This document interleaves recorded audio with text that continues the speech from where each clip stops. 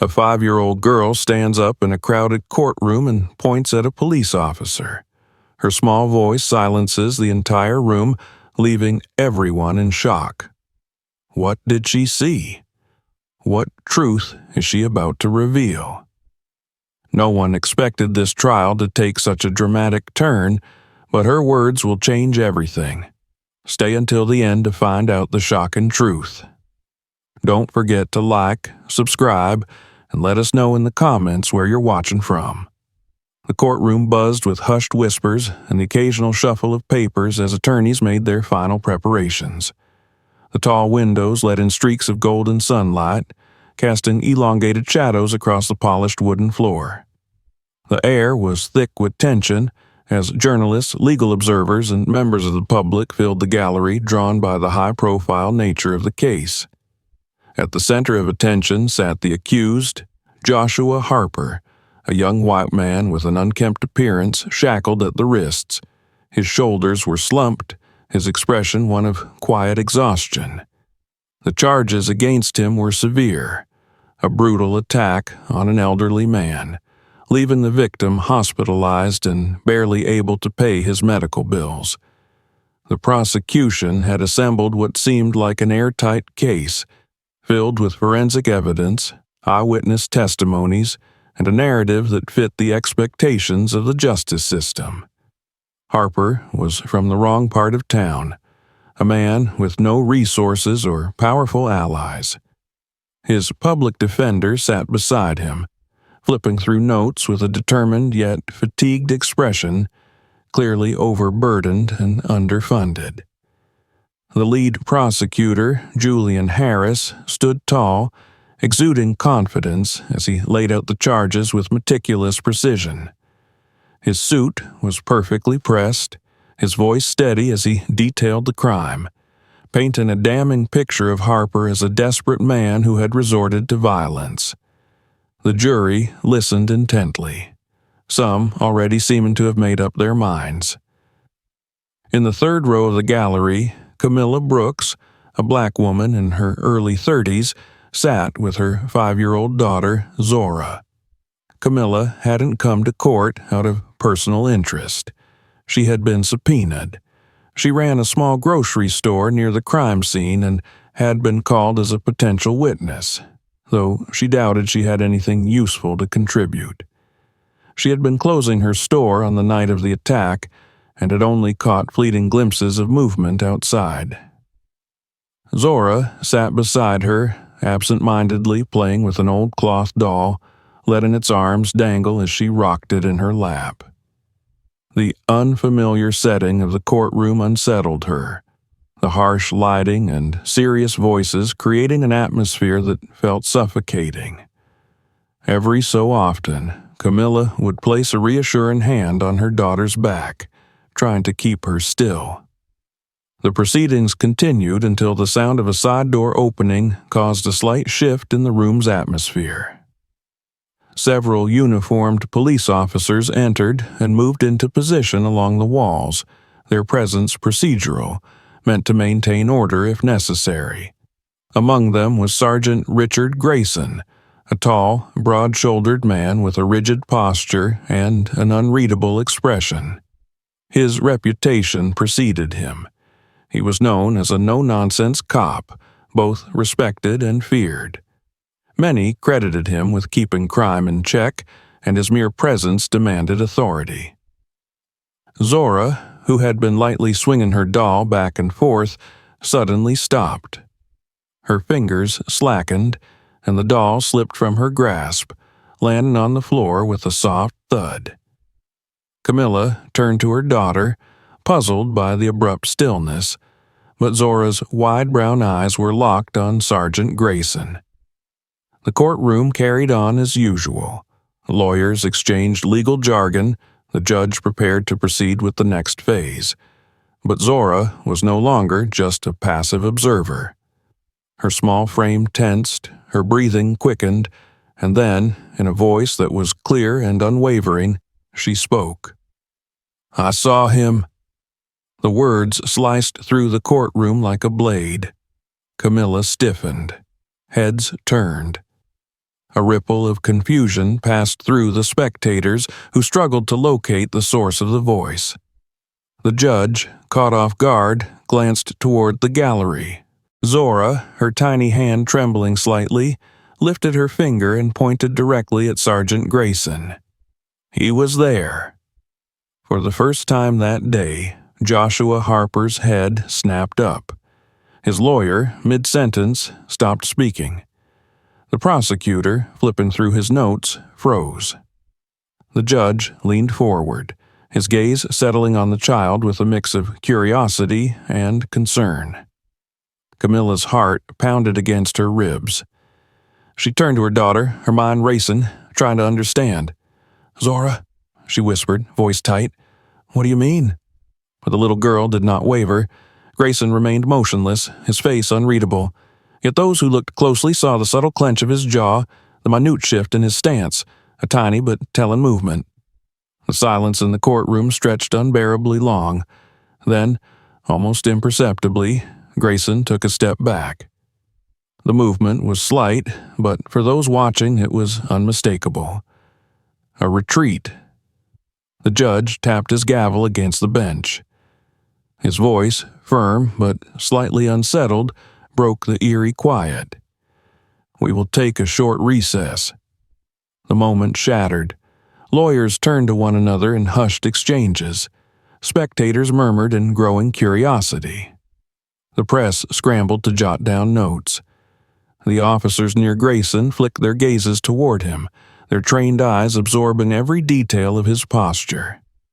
Camilla, still gripping Zora's small hand, stood on shaky legs. She wasn't sure whether to leave or stay, but a court official approached her, instructing her to wait outside. She nodded, her body tense. She crouched down to Zora's level, brushing stray curls from her daughter's forehead. "Baby," she said softly, her voice laced with urgency. "What did you mean back there? Why did you say that?" Zora met her mother's gaze with innocent certainty. Her little hands still trembled slightly, but her voice was steady. "I saw him, Mama," she repeated. "That night. He was there." Camilla swallowed hard. Her mouth felt dry. She wanted to press further, to ask how, when, why, but before she could, a shadow loomed over them. Looking up, she found herself staring into the sharp eyes of Prosecutor Harris. "I'd like to speak with you," he said, his tone careful, calculated. His gaze flickered briefly to Zora. "Both of you." Camilla hesitated. Every instinct screamed at her to take her daughter and leave, to keep her as far away from this as possible. But something about the way the room had reacted when Zora pointed at Grayson, something about the way the sergeant had stepped back, sent a cold chill down her spine. She glanced at her daughter, who stood firm, unafraid. Camilla nodded. As they followed the prosecutor into a separate room, the weight of what had just happened settled over her. She had walked into this courthouse believing she had little to contribute.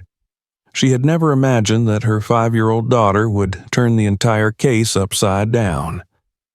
The consultation room was small and windowless, illuminated by the dim hum of a flickering fluorescent light overhead. The air smelled faintly of stale coffee and old paper. Camilla sat stiffly in one of the hard plastic chairs, pulling Zora onto her lap, instinctively keeping her daughter close. Prosecutor Harris sat across from them, his fingers steepled in thought, his gaze fixed on the little girl. His suit was still crisp, his posture composed, but there was a new intensity in his eyes, a sharpness that hadn't been there before.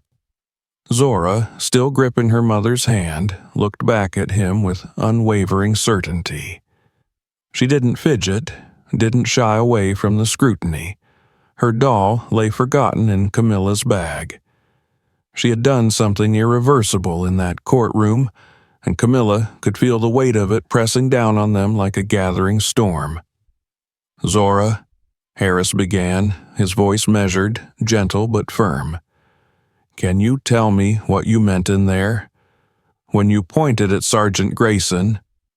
Zora glanced up at her mother, her small fingers curling around the fabric of Camilla's sleeve. Camilla gave a reassuring nod. The girl turned back to the prosecutor. "I saw him that night," she said simply. Harris leaned in slightly. "The night of the attack?" Zora nodded. Camilla felt a cold, prickling sensation at the base of her neck. She hadn't fully processed the implications of her daughter's words in the courtroom, but now, as the reality settled in, she felt something else creeping in. Fear. "Where did you see him?" Harris pressed. "By the alley," Zora said, her voice small but steady. "Near the store. There was a car, a black one. He was talking to someone." Harris's expression darkened. "Do you remember what he looked like?" Zora frowned slightly, thinking. "He was wearing normal clothes. Not like today. He had his hands in his pockets." Camilla inhaled sharply. That part, at least, matched what little she had noticed that night. She had been locking up the store, already exhausted from a long day, when she caught a fleeting glimpse of a dark-colored car idling near the alley. She hadn't thought much of it at the time, just another late-night loiterer. But now, with Zora's words, she realized how much she had ignored. Harris exchanged a glance with an assistant who had been standing silently in the corner. The man nodded and slipped out of the room, likely off to check security footage. The prosecutor turned his attention back to Zora. What happened next? Zora's brow furrowed as she tried to recall. "He got in the car, drove away." Harris sat back, his fingers tapping against the desk. He was considering something, weighing the possibilities. Then a knock sounded at the door, and the assistant returned, his expression serious. "We pulled some initial footage from the cameras near the crime scene," he said. "There's something you need to see." Camilla and Zora followed Harris and his assistant into a different room, this one larger, with a monitor displaying grainy nighttime footage from a security camera across the street from Camilla's store. A black car rolled slowly into the frame and came to a stop near the alley. The timestamp placed it at roughly the same time as the attack on the elderly man. Zora's small hand gripped Camilla's wrist. "That's the car," she whispered. The video continued. A tall figure stepped out of the vehicle. The footage was too blurry to make out facial features, but there was something eerily familiar about the way the man moved. The broad shoulders, the deliberate steps. The man spoke to someone hidden in the shadows, gestured with his hands, and then, after less than a minute, he got back into the car and drove away. Harris's face was unreadable as he turned to his assistant. "Do we have a plate number?" The assistant hesitated. "The quality isn't great, but we're working on enhancing it." Camilla's chest tightened. This wasn't just a coincidence anymore. Then the assistant spoke again, more hesitantly this time. "There's another camera we're trying to access, one closer to the alley. If we can get that footage, we might have a clearer shot of his face." Harris nodded. "Pull whatever you can. I want answers by tonight." Camilla looked down at Zora, who was still staring at the frozen image on the screen, her expression unreadable. She wrapped an arm around her daughter, her heart pounding. The prosecutor turned back to her. "Camilla," he said carefully, "I need you to be completely honest with me. Have you ever seen Sergeant Grayson near your store before?" Camilla hesitated, sifting through her memories. Had she? Then she remembered something. Months ago, on a quiet evening, a black car had idled across the street for a few minutes before pulling away. She had noticed it because she had been closing up late, and something about the way it lingered had made her uneasy. She hadn't seen who was inside at the time. She had assumed it was just a customer who had changed their mind. Now, she wasn't so sure. "I don't know," she admitted, "but now I think I might have." Harris exhaled through his nose. "If Grayson was there that night," he said carefully, "if he was somehow involved in this," he gestured at the screen, at the paused video of the black car, "it changes everything." Camilla's fingers tightened around her daughter's hand. Zora, meanwhile, just kept looking at the screen. The still image of the black car remained frozen in time. Outside the small room, the courthouse felt different. The air was heavier, charged, like something invisible had shifted. As they walked back down the hallway, Camilla held Zora's hand tightly, her grip firm, protective. She didn't know what she was protecting her from yet, but her instincts told her that everything had changed. Harris moved with purpose, his steps quick and determined. He pulled out his phone and made a call, speaking in hushed but urgent tones. Camilla couldn't hear everything he was saying, but she caught snippets. The words "plate number," "enhance," "find out everything" stuck with her. She kept her focus on Zora, who was quieter than usual. Her little fingers curled into Camilla's palm as they walked, her small frame tense. Camilla crouched down in front of her, brushing a hand over her forehead. "You okay, baby?" she asked. Zora nodded slowly but didn't speak. Before Camilla could press further, a uniformed officer approached them. Not Grayson. Another man, younger, leaner, his badge gleaming under the fluorescent lights. He looked uncertain as he addressed the prosecutor. "Sir, you're going to want to see this," the officer said. Harris's brow furrowed. "What is it?" "They got the other camera feed." Camilla felt her pulse quicken. The prosecutor turned to her. "You should come too." She hesitated. Something about this felt too real now, too big. But then she looked at Zora. This wasn't just about her anymore. It never had been. They followed the officer down another hallway into a different room. The new footage was pulled up on a screen. The angle was different, closer, sharper. The black car was the same, parked at the alley's entrance. But this time the man stepping out of it was unmistakable. Sergeant Richard Grayson. The room went silent. Camilla felt her stomach drop as she stared at the screen. Grayson wasn't wearing his uniform in the video, but it was him. The way he moved, the way he carried himself, it was undeniable. The prosecutor rubbed a hand over his jaw. Jesus Christ. Zora, standing close to her mother, barely reached the height of the desk, but she too was staring at the screen. She looked up at Camilla, her voice quiet but certain. "Told you, Mama." The walls of the courthouse seemed to close in around Camilla as she stood frozen in front of the screen. The image of Sergeant Richard Grayson stepping out of the black car was unmistakable.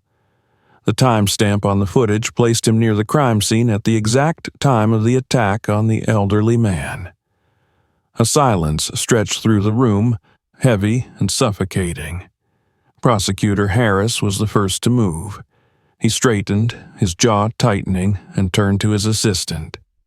"I want his financials pulled immediately. I want every case he's worked on in the last 5 years examined. Start with the ones where key evidence conveniently appeared out of nowhere." The assistant nodded and hurried out of the room. Camilla's heart pounded against her rib cage as she tightened her grip on Zora's small hand. She wasn't sure what terrified her more: the knowledge that a decorated officer had likely framed an innocent man, or the fact that her daughter had unknowingly exposed something much bigger than anyone had expected. Harris exhaled sharply, rubbing his hand over his face. "This is bigger than I thought," he muttered. He turned to Camilla. "You and Zora need to be careful. If Grayson realizes that someone is digging into him, he could try to cover his tracks." Camilla swallowed hard. You think he would come after us? Harris didn't answer right away. Instead, he paced the small space thinking. I think we're dealing with someone who has been careful for a long time. He won't like this kind of attention. His words settled over her like a lead weight. She looked down at Zora, who was still staring at the frozen image on the screen. The little girl's expression was unreadable, but her tiny fingers were curled into the fabric of Camilla's jacket. The prosecutor's phone rang, shattering the tension. He answered quickly, his expression darkening as he listened. What do you mean he's not answering? He asked, his voice sharp. A pause. And he didn't check in at his precinct either? Camilla's stomach twisted into knots. When Harris hung up, he looked grim. Grayson is gone. Camilla's breath caught in her throat. Gone? Harris nodded. Didn't go home last night, didn't show up for work. No one can get a hold of him. A cold shiver ran down Camilla's spine. The walls of the courthouse felt like they were pressing in, suffocating her. Grayson wasn't just a cop. He was someone who had the power to manipulate the system, someone who had walked into a courtroom that morning as if he had nothing to hide. And now he was missing. You need to go home and stay put, Harris said, his tone firm. I'll have officers posted outside your house until we locate him. Camilla barely heard him. Her thoughts were racing. If Grayson was willing to disappear, what else was he willing to do? She nodded numbly, picking up Zora and holding her close. The little girl rested her head on her mother's shoulder, uncharacteristically silent. As Camilla stepped out of the courthouse, the air felt thick with something she couldn't quite name. Fear, unease, the weight of something too big for her to comprehend. The two uniformed officers assigned to her were already waiting by their patrol car. One of them, a younger officer with wary eyes, stepped forward. We'll escort you home, ma'am. Camilla nodded, tightening her grip on Zora. She didn't argue. For once, she didn't care about appearing strong. The drive home felt longer than usual. Camilla kept glancing at the rearview mirror, half expecting a black car to appear behind them. The thought made her stomach churn. When they pulled into her driveway, she exhaled shakily. We'll be stationed right outside, the officer reassured her as she carried Zora inside. She locked the doors behind her, double-checking the windows, making sure everything was secure. But no amount of locked doors could shake the feeling that she was being watched. The night stretched on, low and unbearable. Every creak of the house made her heart skip a beat. She sat on the couch, her phone in her lap, Zora curled beside her, breathing softly in sleep. She had just begun to drift off when a low vibration startled her awake. Her phone screen lit up. It was Harris. She answered immediately, her pulse spiking. We have a problem, he said, without preamble. Camilla sat up straighter. What now? There was a long pause on the other end of the line before Harris finally spoke. Grayson's financials just came in. Offshore accounts, large sums of money transferred after certain arrests. Camilla's throat went dry. Are you saying? He's been setting people up for years, Harris confirmed, and we're just scratching the surface. Camilla's head swam. She felt like she was in a nightmare she couldn't wake up from. Harris's voice dropped lower. I need you to listen carefully. I don't think Grayson's working alone. Camilla's grip on the phone tightened. The room suddenly felt too small, too vulnerable. We're pulling more records, but this goes deep, and if he knows we're onto him... His voice trailed off, but Camilla knew exactly what he wasn't saying. If Grayson knew, he wouldn't just run. He would cover his tracks. And right now, the biggest loose end was a 5-year-old girl who had pointed her tiny finger at him in a crowded courtroom. Camilla's chest constricted with fear. "Get some rest if you can," Harris said. "I'll update you as soon as I know more." Camilla barely heard him as she hung up. She looked down at Zora, peaceful and unaware of the storm brewing around them. She brushed her fingers over her daughter's curls, pressing a trembling kiss to her forehead. "Mama?" Zora murmured sleepily, her eyes fluttering open. "Everything okay?" Camilla forced a smile, even though her stomach was knotted with anxiety. "Yeah, baby," she whispered. "Everything's okay." But deep down, she knew that was a lie. Nothing would ever be the same again. The night was thick with silence, but Camilla couldn't shake the feeling that something was coming. Every shadow outside her window seemed darker. Every distant sound felt closer than it should have been. The police officers were still stationed outside. Their presence meant to reassure her, but it didn't. She sat awake in the living room, her fingers curled tightly around her phone, waiting for an update from Harris. Zora was asleep on the couch beside her, wrapped in a soft blanket, her small chest rising and falling peacefully. Camilla envied her daughter's ability to sleep, to be untouched by the weight of fear pressing down on them. The minutes stretched into hours. Then a sound outside made her sit up straight. A low hum, the unmistakable sound of an engine idling nearby. She moved slowly to the window, pulling the curtain back just an inch. A black car sat at the end of the street, its headlights off, but she could see the faint glow of the dashboard inside. Her stomach twisted into knots. Her first instinct was to wake Zora, to grab her and run, but she forced herself to think. The officers outside hadn't moved, which meant they hadn't noticed the car yet. She reached for her phone, her hands shaking, and dialed Harris. It rang twice before he picked up. "Camilla?" he said, his voice low and urgent. "There's a car outside," she whispered, still watching from the window. "Black, no headlights. I think it's him." Harris didn't hesitate. "Stay inside, lock your doors. I'll send a unit now." She swallowed hard and did as he said, checking every lock again, making sure the windows were secure. She hovered near the couch, watching Zora sleep, resisting the urge to wake her just yet. The minutes felt endless. Then, blue and red lights flashed outside, reflecting off the walls, and she heard the rumble of an approaching police car. Camilla rushed back to the window.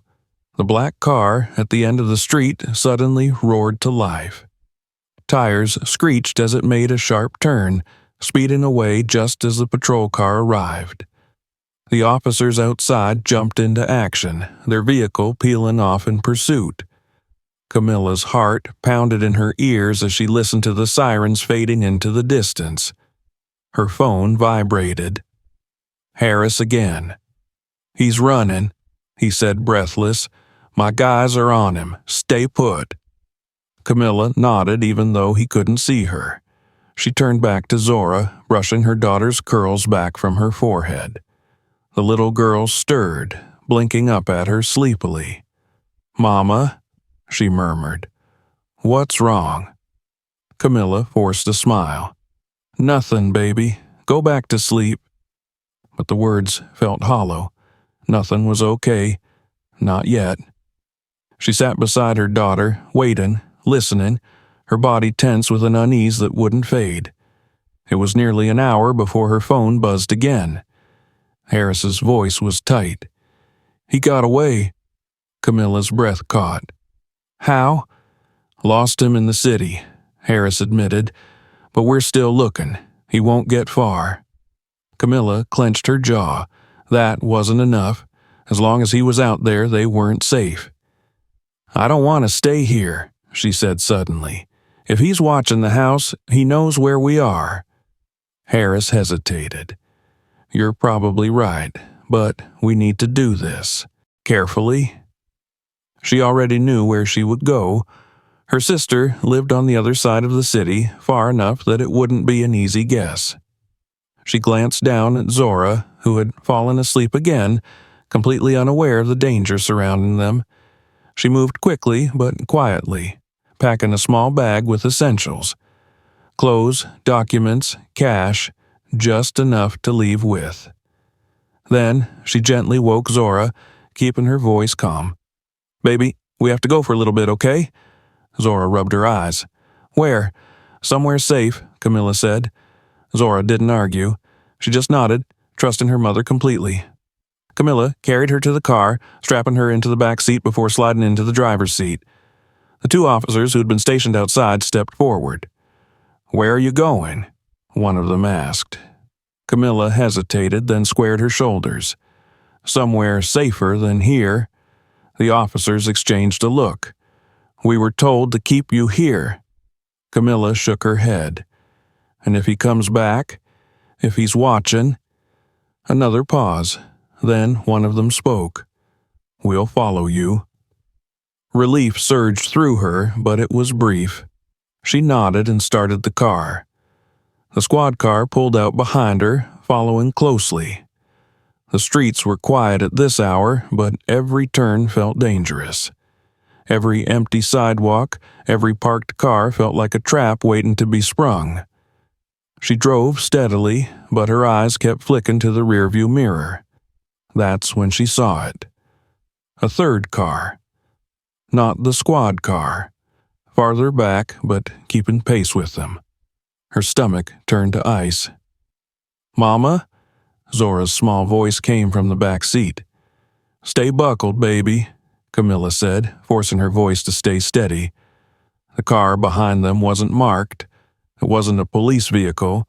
It was dark, sleek, moving too deliberately to be random. Harris's voice echoed in her head. "If he knows we're on to him."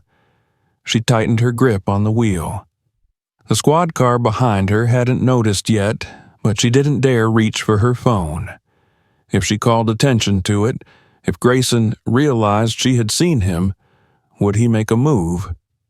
Her pulse pounded. She had to lose him. She saw the highway entrance up ahead.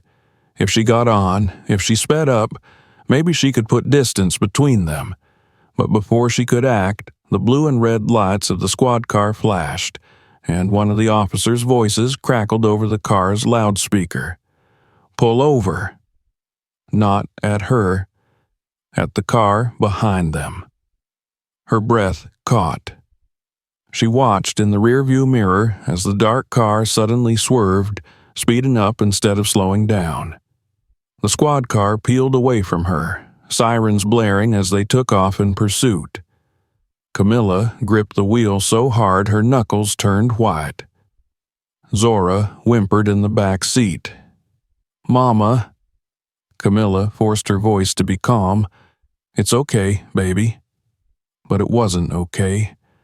She saw it in the way the car darted between lanes, the way it pushed forward despite the sirens, despite the flashing lights. He wasn't trying to run. He was trying to get somewhere before they could stop him, before he could reach her. Camilla slammed her foot on the gas.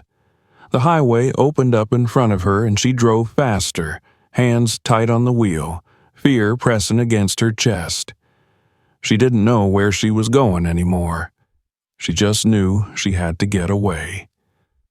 The road blurred in front of Camilla as she pushed the car faster, gripping the wheel so tightly her fingers ached. The highway stretched out endlessly, the dim glow of distant streetlights flickering against the windshield. Zora was quiet in the back seat, curled up in her booster seat, her wide eyes reflecting the pulsing red and blue lights flashing behind them. The squad car continued its pursuit of the dark vehicle, but Camilla couldn't bring herself to slow down. Every instinct screamed at her to keep moving, to get as far away from this nightmare as possible. Her phone buzzed on the passenger seat, the screen lighting up with Harris's name. She snatched it up, pressing it against her ear with one hand while her other remained steady on the wheel. "Where are you?" Harris's voice was sharp, tense. "Heading west," she said, glancing at the exit signs. "I don't know where exactly, just away." There was a pause on the line. "The officers lost him," Harris admitted. "We're tracking the car now, but he ditched it about 2 miles from where you were. We don't know where he is." Camilla's heart pounded even harder. "So he could still be following us." "It's possible," Harris said. "But listen to me. I don't want you driving around aimlessly. Go to your sister's house. We'll have units meet you there. You'll be safer with people you trust." Camilla swallowed hard. She hated feeling like prey, like something hunted. But Zora was in the car and she couldn't take chances. "Fine," she said, forcing the word out.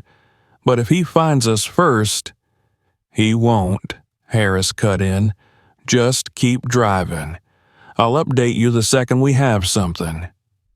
The call ended, leaving her alone with the hum of the engine and the quiet breathing of her daughter. She inhaled deeply, forcing herself to focus. It took nearly 40 minutes to reach her sister's house, an old 2-story home tucked away in a quiet neighborhood. The street was lined with parked cars, dim porch lights casting long shadows on the pavement. Camilla pulled into the driveway, shutting off the engine. The silence that followed was unnerving. Even the ticking of the coolant engine felt too loud. She turned in her seat to look at Zora. "Baby, we're here." Zora rubbed her eyes sleepily. "Is it safe?" Camilla hesitated. "I hope so." She grabbed the bag from the passenger seat and unbuckled Zora, carrying her up the steps to the front door. Before she could knock, the door swung open, revealing Naomi, her older sister. Naomi's face was etched with concern, her eyes flicking from Camilla to Zora before she stepped aside. "Get in," she said, urgency lacing her voice. Camilla stepped inside, and Naomi immediately locked the door behind them. The living room was dimly lit, the television still playing the late-night news in the background. Camilla set Zora down, her daughter immediately sinking into the couch, her body exhausted but still on edge. Naomi crossed her arms. "You want to tell me why you called me in the middle of the night saying you needed a place to stay?" Camilla ran a hand through her hair, trying to slow the rapid thumping of her heart. "It's bad, Naomi." Her sister's brow furrowed. "How bad?" Camilla exhaled. "We were at the courthouse today. Zora, she saw something. She pointed at a cop in the middle of the trial and said she saw him at the crime scene." Naomi's eyes widened. "A cop?" "Not just any cop," Camilla continued, lowering her voice. "Richard Grayson." The color drained from Naomi's face. She knew the name. Everyone did. He was practically untouchable. "Camilla," she started, but Camilla shook her head. "There's more," she said. "The prosecutor pulled footage. He was there, Naomi. He was at the crime scene." Naomi's lips parted in disbelief. "And now you're running from him?" Camilla clenched her jaw. "I don't know, but he was following us. There was a car outside my house tonight, and now he's disappeared." Naomi rubbed her temples. "This is insane." "I know," Camilla admitted, "but we had nowhere else to go." Naomi sighed, her gaze softening as she looked at Zora, who had curled into a ball on the couch. "You don't have to explain, Cam. You're staying as long as you need." Relief washed over Camilla, but it was short-lived. A knock at the door made them both freeze. Naomi's eyes snapped to Camilla. "You expecting someone?" Camilla shook her head slowly. Her pulse was a drumbeat against her ribs. The knock came again. More forceful this time. Camilla instinctively stepped in front of Zora, shielding her. Naomi moved cautiously to the peephole, peering through it before letting out a sharp breath. "It's Harris." Camilla exhaled shakily as Naomi unlocked the door. The prosecutor stepped inside, his face lined with exhaustion. "We need to talk." Camilla nodded. "Did you find him?" Harris shook his head. "No, but we found something else." Naomi locked the door behind him, and Harris pulled out his phone, swiping through a series of images before handing it to Camilla. Her stomach churned as she looked at the screen. It was a record of bank transactions, the amounts large, and the dates suspiciously close to major arrests Grayson had made over the years. "He's been doing this for a long time," Harris said, "setting people up, planting evidence, making sure the right people got locked away." Camilla clenched her jaw. "And Joshua Harper?" "He was just the latest," Harris confirmed grimly. Naomi let out a sharp breath. "So, what now?" Harris hesitated. "Now we find him, and we take him down." Camilla felt the weight of his words settle over her. She had never wanted to be part of something this big. She had never wanted to put her daughter at risk, but there was no going back now. And, as much as she hated it, she knew one thing for sure. This wasn't over. The morning light filtering through the blinds did nothing to ease the weight pressing down on Camilla's chest. She had barely slept, her mind refusing to let go of the lingering fear that had settled deep inside her. Zora was curled up beside her in the guest bed, her tiny body rising and falling with steady breaths, oblivious to the storm raging outside their safe little bubble. Camilla envied that innocence. She wanted nothing more than to let Zora stay in a world where monsters only lived in bedtime stories, not in the real world, wearing badges and walking freely. Downstairs, the hushed voices of Naomi and Harris reached her ears. She slipped out of bed carefully, not wanting to wake Zora, and made her way to the kitchen. Naomi stood by the counter, arms crossed, her face drawn with concern. Harris sat at the small breakfast table, scrolling through his phone with a deep frown. "You need to hear this," he said the moment he noticed Camilla enter the room. She sat down across from him, bracing herself. "We got into Grayson's financial records, offshore accounts, hidden transactions. It's worse than we thought," Harris said, swiping his finger across the screen and turning it toward her. A list of dates and amounts filled the display. Camilla wasn't an expert, but even she could see the pattern. Each deposit followed a conviction. The sums were large, staggered across years. "He's been paid to manipulate cases," Harris continued, "not just this one. He's been running an entire operation, framing people, making sure the right criminals go to prison while protecting others. People with power. Money." Camilla's stomach turned. Who was paying him? Harris exhaled sharply. "We're working on that. The money is funneled through multiple shell companies, but we'll get there." Naomi shook her head. "So, you're telling me this guy has been doing this for years and no one noticed?" Harris's expression darkened.